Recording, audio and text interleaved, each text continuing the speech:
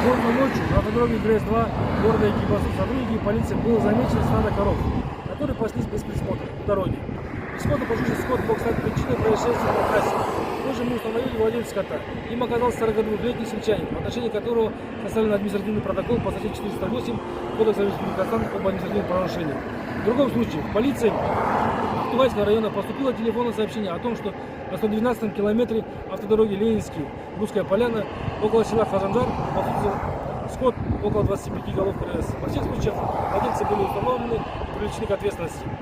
С начала года сотрудниками полиции выявлено и возведено на шерстяную стоянку около 11 тысяч исходных скота. Все владельцы установлены и наказаны.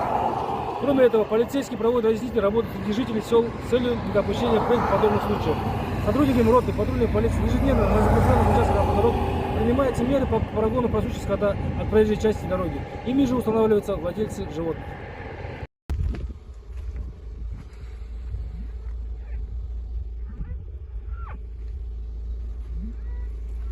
Ну, посвети, сколько голов. Вот здесь. Жолдаш жол трасса.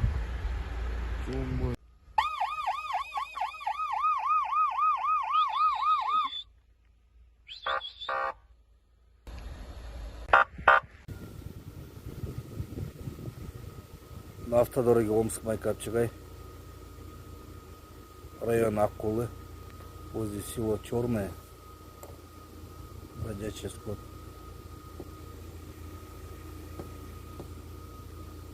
Гр-гр делаем.